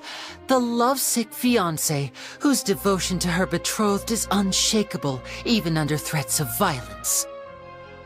Caesar was maligned and hated by all for 10 years, but you? Everyone sympathized with your plight. Who would suspect for 1 second that the lovely young lady always seen weeping in front of Caesar's grave was actually the mastermind behind his demise? No, not that poor lady. Perish the thought. Wait, so you mean the whole intimidation thing was just a hoax? Gemma and Lorenzo were both in on it? But why would Lorenzo agree to that? And why didn't he sell her out even at the end instead of admitting to being the weasel himself? Yes, why indeed? Maybe Gemma herself could enlighten us on that question. Well, Linny, if you're so confident in your version of events, then I think the answer should be obvious. Having killed Caesar with his own hands, Lorenzo was plagued by overwhelming guilt. Revealing the Phantom Weasel's true identity would serve no purpose. But if the weasel remained free, then she could take care of Lorenzo's loved ones. An excellent answer, though sadly a little dull. Is that right? Well, don't let me bore you. If you'd care to change the topic to something more interesting, I'd be much obliged. As a matter of fact, there's one thing I'd really like to understand. Why would the real weasel have targeted things that only have value to other people? Could you shed any light on that? Of course. After all, we're just telling stories here, aren't we? If I had to guess, I would say that the real weasel must have had a terrible childhood. Herself after her parents died young. Betrayed, scorned, beaten. She'd scrounge waste paper from garbage bins to draw on, using twigs and dirt for lack of ink. This was her only source of happiness in life. But it was all she needed, and she was content, Until the world decided that even this was too good for her. Once again, she was betrayed. And this time, everything was taken from her. She felt like life was a miry pit that dragged her further down the more she struggled to escape. At that tender age, she should have been happy. This was a fate too cruel for anyone to bear. Her pain became a breeding ground for dark thoughts. Thoughts which festered and grew into a twisted solution to her troubles. I detest the happiness of others, in all its forms alike. I will rob them of everything they hold to be good and true, and it will fill the void in my soul. That's some pretty heavy stuff. Now it all makes sense. Does this story satisfy you, Linny? Yes, it is quite to my tastes. Thank you for helping to clear up my confusion. Huh. That's right! What drove you to write that letter, Gemma? What were you trying to achieve there? Because without that, none of this would have ever come to life! She didn't write the letter. Weasel would be consigned to the history books by now. But it seems like someone still wasn't ready to let her finally be at peace. Linny. Or should I call you the Phantom Copycat now? You— Very sharp, Phantom Weasel. Still as shrewd as ever. Well, no need for me to be coy about it. Our goal was to clear Caesar's name. The most straightforward way to change the public's impression of Caesar was to force the Weasel to show themselves. That's it? You had no other agenda? Of course we did. We made it quite clear in the letter, I believe. I shall take from you that which you hold most dear, just as you did to me 10 years ago. 10 years ago? You mean Caesar's death? You met him? Wait. Oh, I get it. You were those two obnoxious kids. It's been so long, and you're all grown up now. I didn't recognize you. He taught you magic back then, didn't he? For what, 10 days or something? All this trouble. Debts, however great or small. 10 years ago, Caesar's reputation was torn to shreds, and his legacy was thrown out. 10 years on, and no one cared, but we did not forget. And so we came to find you. And? Lorenzo has admitted to everything. I'm free. Free? Do you really think so? Caesar once told me that even though the world is filled with lies and falsehoods, we must find our own truth. I think that applies to forms, prized possessions with nostalgic value, fervent hopes and dreams, and irreplaceable people. Life took many things from you, and those wounds never healed. When they ached unbearably in the dead of night, stealing became your way of numbing the pain. What are you trying to say? I'm saying that for the last 10 years, you've been living a rather uneventful life. Perhaps that's because you found something other than a life of crime to fill the hole? Back to Lorenzo for a second. He murdered his own master, played along with your act, and took pains to make sure any suspicion would be directed towards him. But what did he have to gain from all that? He knew who you were and the things you'd done, and despite that, he was willing to give everything up for your sake. He's the reason that you haven't felt the compulsion to steal in all these years. You're more than just accomplices in murder. You're the only real friends each other has. So I think you know, deep down, that he is the only truth you have in your life. But that truth is gone now. And I guarantee you, you'll never see it again. Congratulations on your freedom, Gemma. Your freedom will cost you dearly. From now on, you'll be all alone in a world full of lies and falsehoods. I do hope you'll be able to bear it. You've still got a long life ahead of you after all. Gather round, one and all. The time has now come for the amazing Linny to perform his final act in tonight's show. I'm sure you're all wondering what he has planned for the grand finale. Well, wonder no more, for the answer is a death-defying high-altitude escape. A high-altitude escape?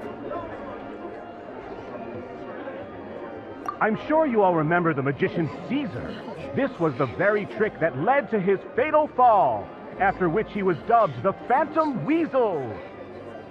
So we have now learned that Caesar was wrongly accused, and that the real Weasel has now confessed to their crimes.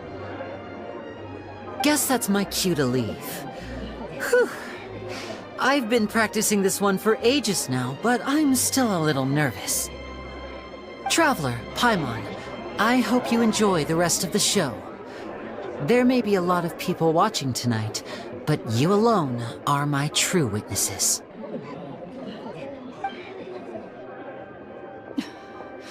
Linny, wait. You two hid a lot from Caesar. He went to his grave without ever knowing your secrets. So what about now? Are you an open book? Or are you still the same as ever? You don't have to tell lies to end up isolated and alone. One day, you'll end up exactly where I am today. Maybe then you'll finally understand. You're wrong. I'm nothing like you.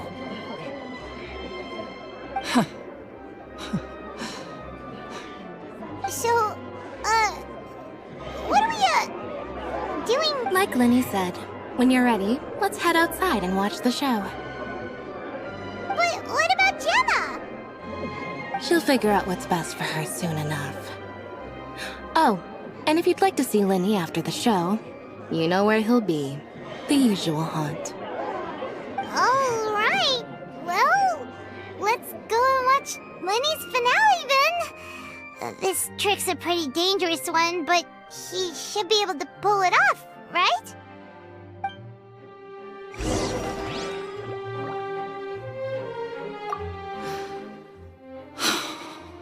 What is my truth? Sometimes I think I'm like a gambling addict.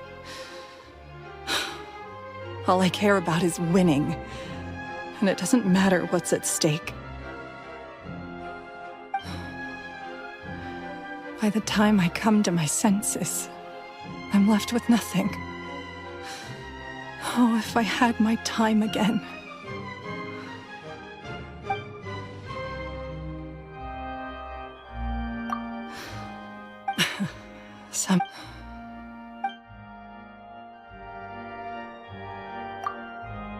Magicians are not like thieves.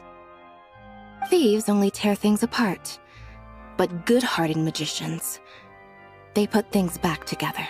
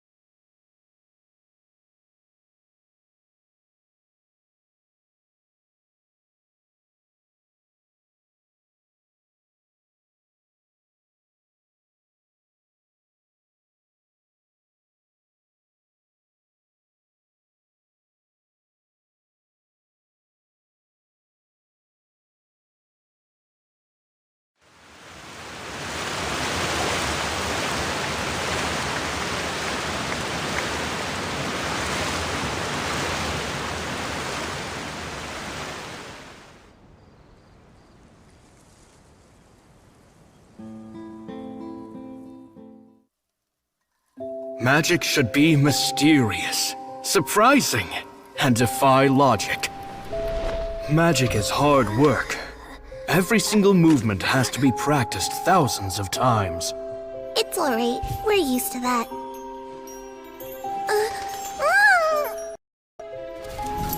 We're sorry. You've taught us so much. It's okay. Do you still remember what I told you? This world is full of lies and falsehoods. I only hope that one day you can find your own truth. What about you? Have you found your truth? Magic is my truth. I want to perform a magic trick so great that people will always think of me when they talk about it. For a magician, what greater honor could there be? Behold! Linny is sealed inside the box. Will he manage to escape? 10 years ago, Caesar attempted this very trick, and it was at this precise moment that... Linny! Watch out!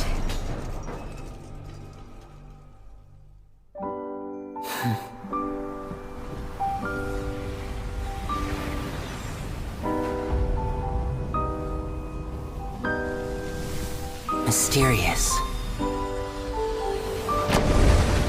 Surprising. And logic-defying. Isn't that right? This honor belongs to you.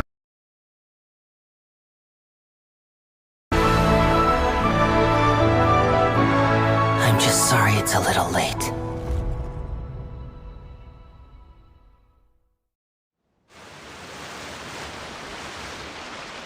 Did you see that? 1 minute he was falling, and the next, he turned into flowers. How could he possibly have done that? How mysterious. I didn't blink once. He just vanished, right in front of my eyes. What a heart-stopping magic show! This was really worth the trip. Caesar's name has finally been cleared, and Fontaine's new star magician Linny has fulfilled a wish on his behalf. Oh, I couldn't ask for a better grand finale. It will make a great headline for the Steambird tomorrow, even if I do say so myself. Whew. Looks like everyone really loved Linny's... Paimon doesn't see Linny anywhere. Where'd he go? Oh! Lynette said he'd be waiting for us.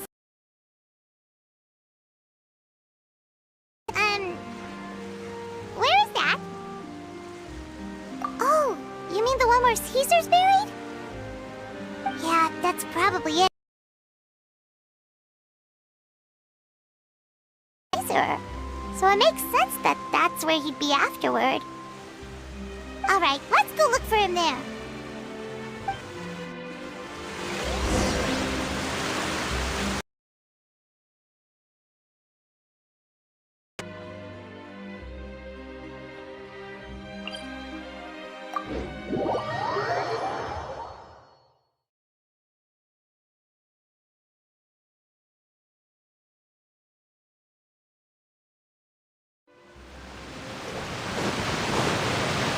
The wind knows me.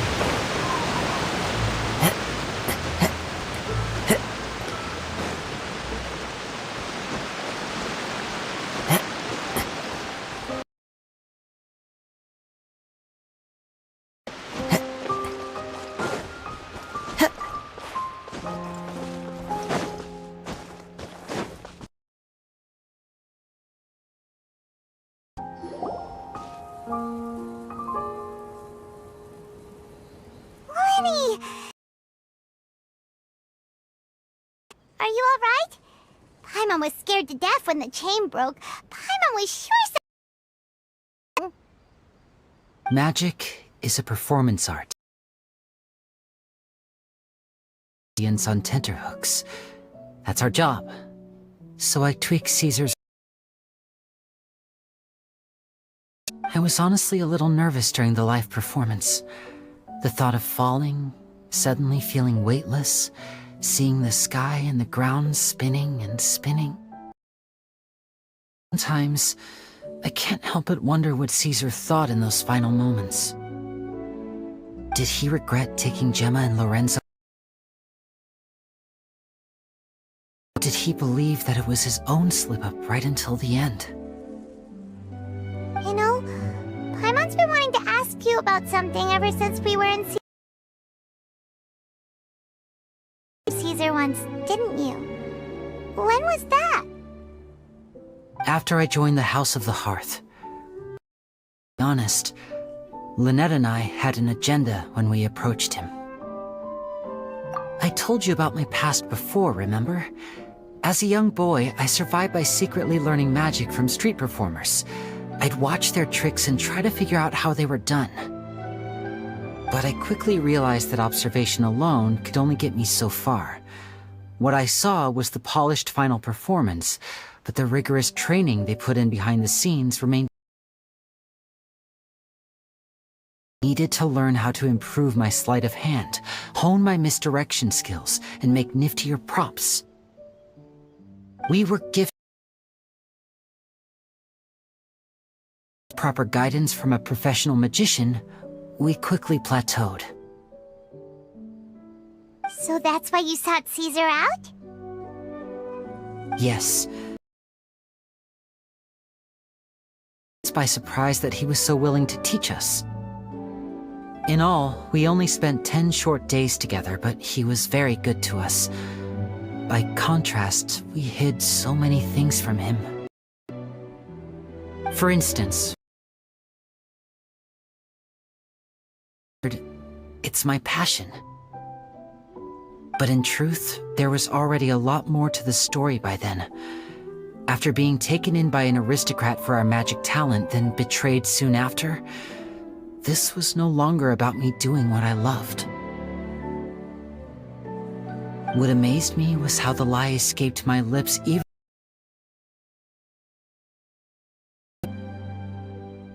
Trust is a beautiful thing. Sadly, I'd forgotten how to trust by then. Annie.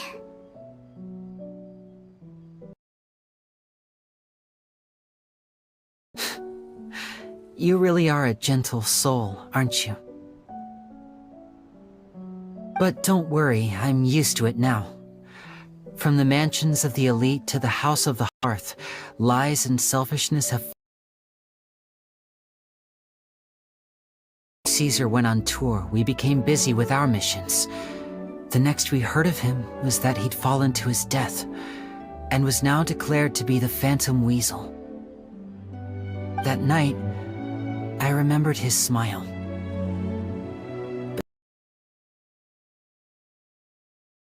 But to say to him, to keep secrets is to put up walls. The longer you keep them up, the less you let people in. Then, one day, you look around and realize your life is like an empty auditorium after a show, full of seats once occupied by all the people who left. But I guess that's the price we have to pay. You only realize how much someone really meant to you when you lose them completely. That's why I was... Because I felt it for myself.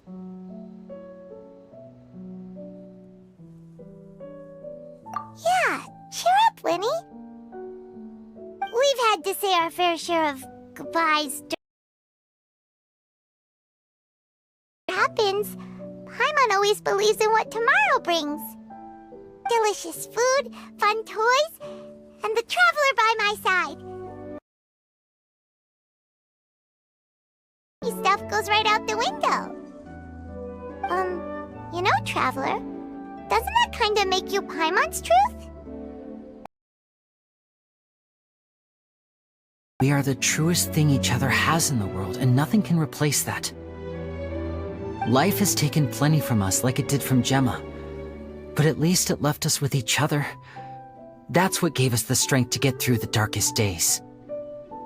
That's why the dark... Maybe we live in the shadows too, but we remember every precious ray of light that shines through. Alright, time to lighten this conversation up a little. What did you think of the show tonight? Were you happy with it? It was so distracted with the Gemma situation. We spent most of our time in the Opera House just talking and pretty much missed the entire first half of the show. Lenny, could you do— Whoa, that's a bit of a tall order, I'm afraid. The show's just finished, so my sleeves are decidedly— Surely you can think of something. The Lenny Paimon knows can do anything if he puts his mind to it. Oh, alright then. I'll give it a go, but only because it's you. Watch closely. In my hand. You liar! There's nothing in your hand! We ain't going along with this! But I could have sworn I brought one here with me. Okay, try this. Count down with me. 3, 2...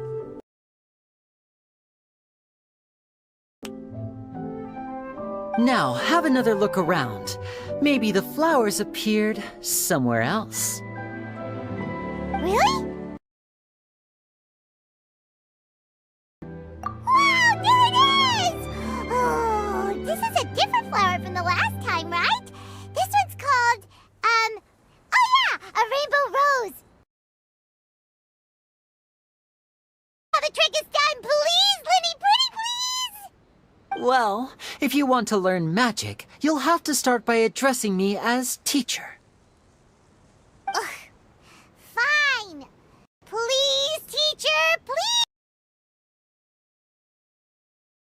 So nicely, I'll share one little tip with you. Namely, the student of magic cannot solely rely on others being prepared to reveal their secrets.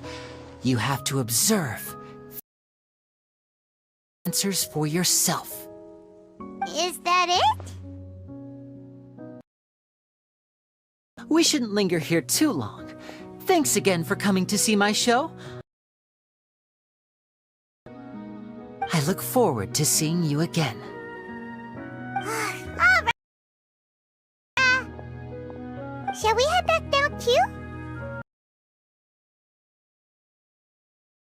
Tomorrow, Paimon bets Lenny and Caesar will be plastered all over it. Let's head to the Steambird's offices tomorrow.